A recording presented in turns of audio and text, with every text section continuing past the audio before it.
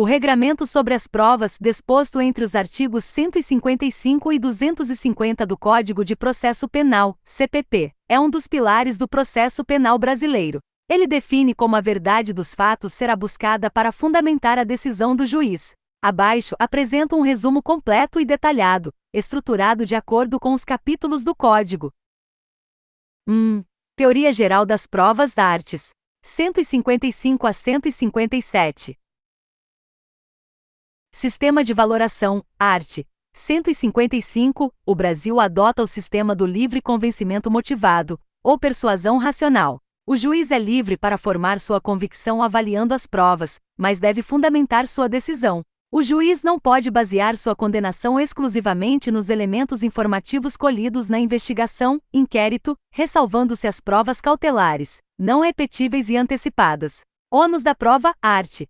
156. A regra é que a prova da alegação incumbe a quem a fizer, a acusação prova autoria e materialidade. A defesa prova causas excludentes. Contudo, vigora o princípio da busca pela verdade real, sendo facultado ao juiz, de ofício, ordenar a produção de provas urgentes antes da ação ou diligências para dirimir dúvidas durante a instrução. Provas ilícitas, arte. 157. São inadmissíveis as provas ilícitas, obtidas com violação a normas constitucionais ou legais, devendo ser desentranhadas do processo.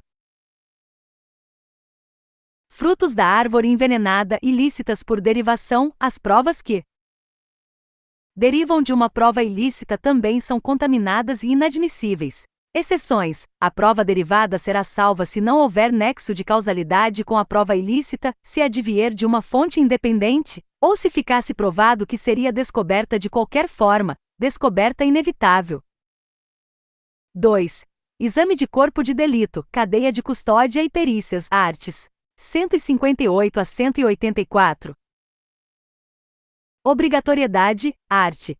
158. Quando a infração deixar vestígios, crimes materiais ou não transeuntes, o exame de corpo de delito, direto ou indireto, é indispensável. A confissão do acusado não pode suprir a falta desse exame. O exame tem prioridade em crimes de violência doméstica contra mulher, criança, adolescente, idoso ou pessoa com deficiência. Cadeia de custódia, artes. 158. A 158, F é incluída pelo pacote anticrime. É o conjunto de procedimentos para manter e documentar a história cronológica do vestígio coletado, garantindo a sua rastreabilidade e autenticidade. É composta por 10 etapas: reconhecimento, isolamento, fixação, coleta, acondicionamento, transporte, recebimento, processamento, armazenamento e descarte. Peritos, arte. 159. E a perícia deve ser feita por um perito oficial portador de diploma de curso superior. Na ausência deste, será feita por 2 pessoas idôneas com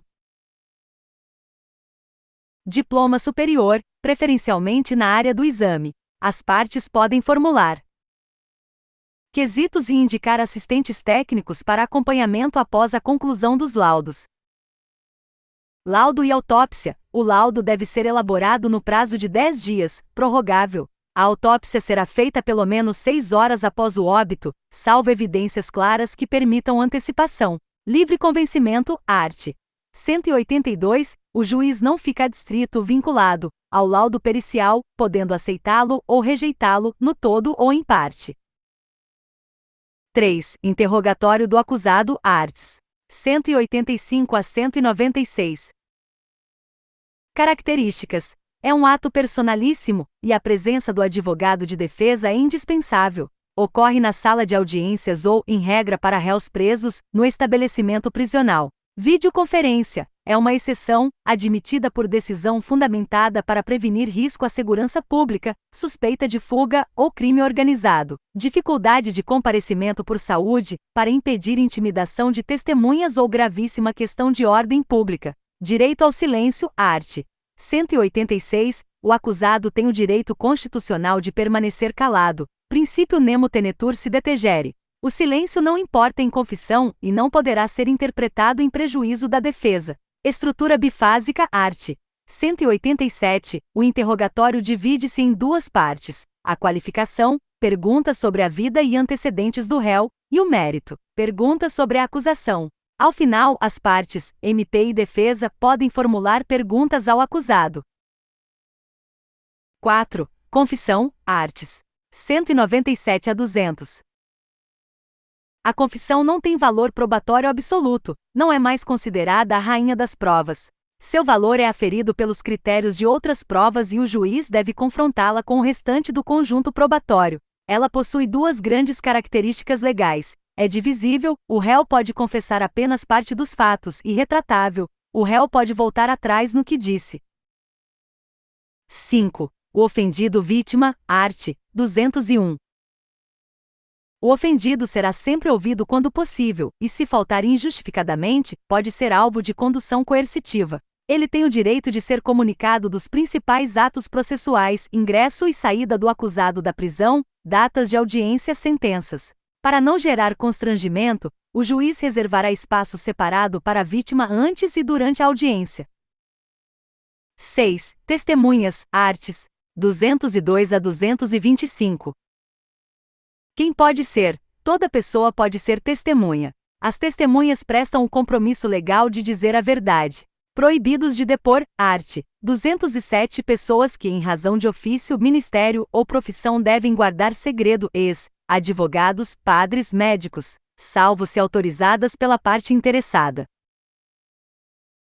Faculdade de recusa, art. 206 Ascendentes, descendentes, cônjuge, irmãos e pais, filhos adotivos do acusado podem se recusar a depor, a menos que a prova seja impossível de se obter por outro meio. Se depuserem os parentes e os menores de 14 anos ou doentes mentais não prestam o compromisso de dizer a verdade, atuam como informantes. Procedimento de oitiva, art. 212 As perguntas são formuladas diretamente pelas partes à testemunha, sistema cross-examination ou exame cruzado. O juiz não admite perguntas indutivas ou irrelevantes e só complementa sobre pontos não esclarecidos. Elas são inquiridas separadamente para que umas não ouçam os depoimentos das outras. A testemunha regular que faltar injustificadamente será conduzida coercitivamente, pode pagar multa e responder por crime de desobediência.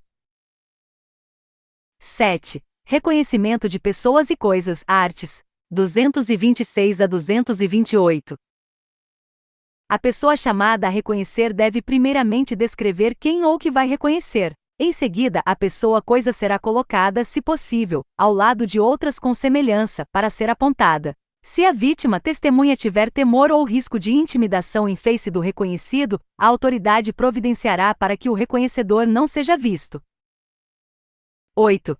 Acariação, artes. 229 e 230. Consiste em colocar frente a frente duas pessoas, entre acusados, testemunhas e vítimas, cujas declarações apresentam divergências sobre fatos ou circunstâncias relevantes. Os acariados são questionados para que expliquem as contradições, reduzindo-se a termo. 9. Documentos, artes. 231 a 238. Consideram-se documentos quaisquer escritos, instrumentos ou papéis, sejam públicos ou particulares. Em regra, podem ser apresentados em qualquer fase do processo, salvo restrições, como nos casos do tribunal do júri, que exige antecedência de 3 dias úteis. 10. Indícios, art. 239. Indício é a circunstância conhecida e provada que, por meio da lógica e indução, permite concluir pela existência de outra circunstância a ela relacionada. 11. Busca e apreensão, arts. 240 a 250. Tem por objetivos, entre outros, prender criminosos, apreender instrumentos ou produtos de crime, armas ou recolher elementos de convicção. Busca domiciliar. Depende de mandado judicial. Deve ser executada durante o dia, salvo se o morador consentir com a entrada à noite. Busca pessoal, realizada quando houver fundada suspeita de que alguém oculta arma proibida ou objetos ilícitos, ou nos casos de prisão em flagrante. Independe de mandado judicial nessas hipóteses. Busca em mulher. Será feita por outra mulher, desde que isso não importe em retardamento ou prejuízo da diligência, art. 249.